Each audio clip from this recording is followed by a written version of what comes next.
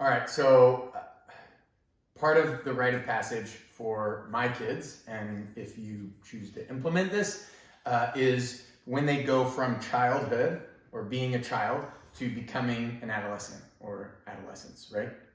So childhood to adolescence, one of the things that they are to understand is historicity and historical claims. And there's a very discipled in Christ reason or Christ following reason for this. I believe, so every Christian is a theologian, right? You're either a good theologian or a bad theologian. That doesn't mean that we have to be academic professors, but we should at least understand what it is that we believe, right? And be able to articulate and witness to other people what we believe. And I believe the historicity and testing the accuracy of historical claims is one of those things. And the reason being is if you look at, so everybody believes that Julius Caesar crossed the Rubicon, but there's a lot of people that don't believe what Jesus claimed about himself.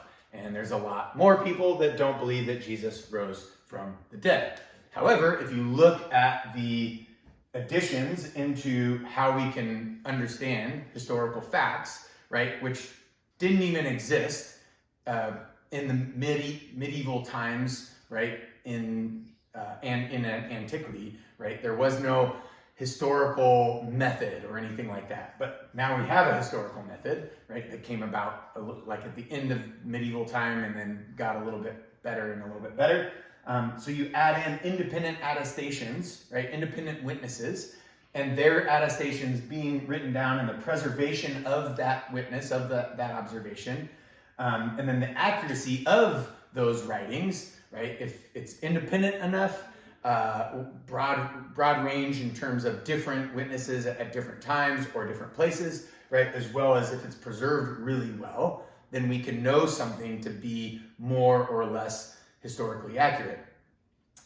Well, the claims here, right, there is actually less written about from less independent witnesses written about Julius Caesar crossing the Rubicon, yet for some reason we hold firm to the faith and belief that that actually happened, right? And so maybe some of that can be explained with how we test the accuracy of historical claims, right? And so what we would look at, and the reason why Christianity is so scandalous, we're going to listen to George Ladd and then Dr. William Lane Craig kind of expound on what George Ladd is saying here.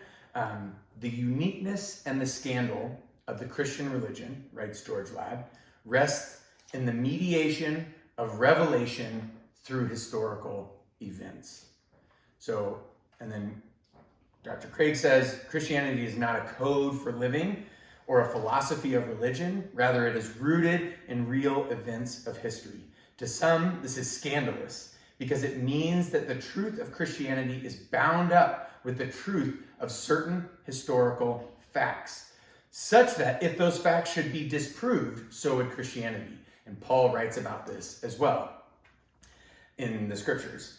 But at the same time, this makes Christianity unique because unlike most other world religions, we now have a means of verifying its truth by historical evidence. And so I kind of talked about the historical evidence, the independent attestation, right, of different witnesses at different times or at the same time, but in different perspectives, right, writing about it, the preservation of that. And then it gets us into how to take these historical hypotheses, if you're looking at them as historical writings, and then test them. So you would first do the hypothesis with other true statements surrounding that hypothesis or present today, right? Implies further statements that you can actually presently observe, that you can observe in space and time now, in the present. So for instance, if somebody were to write that I had installed a wood stove in my house, right? I wrote it in my journal, let's say, and then somebody picked it up and then they were able to come into my house and without seeing the wood stove, feel the heat of the wood stove, right? They could then surmise and put together that I did in fact install a wood stove and it's what was heating my house. right? Because there's no other heating source or something like that, right? So that is sort of an example of the beginning of this hypothesis. Then it needs to have greater explanatory scope than rival hypotheses. So what are the rival hypotheses about Jesus' claims about himself, or Caesar crossing the Rubicon, or Jesus rising from the dead, right? Does our Christian explanation have greater explanatory scope? Does it cover more ground in terms of not only the historical evidence that we can see in the writings, but also to include extra-biblical, right? If you're a Christian or a non-Christian, right? You can look at extra-biblical, like Josephus's writings, for instance, right? Then it's rival hypotheses that Jesus didn't rise from the dead. It was merely a trick by the disciples or something like that, right? It must have greater explanatory power than its rival hypotheses, right? So the power of the explanation of this historical thing that happened in history, this historical fact, or this historical hypothesis, needs to have more power than the rival hypotheses, right? It also must be more plausible than its rival hypotheses. It must be less ad hoc. And so when I say less ad hoc, I'll read this. That is, include fewer new suppositions about the past not already implied by existing knowledge. And so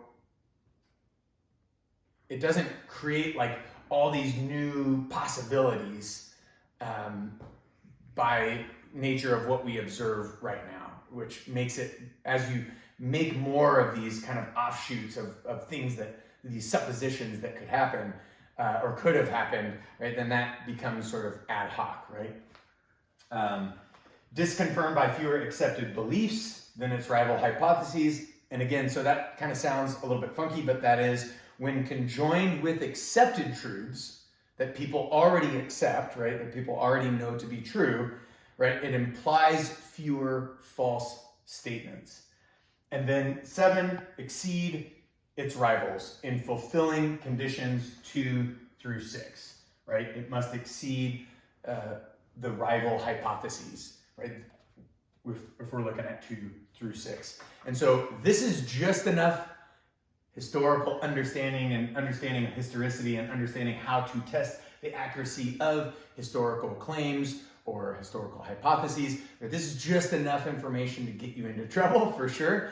But I would highly recommend Reasonable Faith by Dr. William Lane Craig. I would highly recommend, some of George Ladd's work. I would highly recommend, so we talked about Justifying Historical Descriptions, this 1 through 7 by C. Behan McCulloch. And he lists the factors that historians typically use when they weigh out when they're testing a historical hypothesis. And so the beauty of this is that in the scriptures, we can read, right, especially with the Gospels, right, we can read these independent attested witnesses of Christ, what he said about himself and what transpired.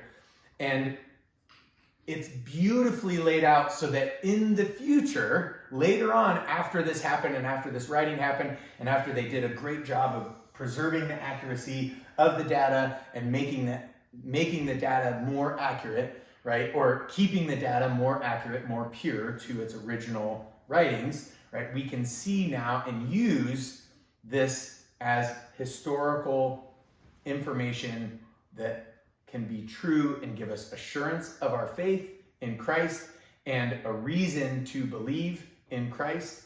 And this is, to me, this is just a beautiful way to help gird up the disciple in Christ to continue to give all of him or her to Christ for all of our lives. Thanks.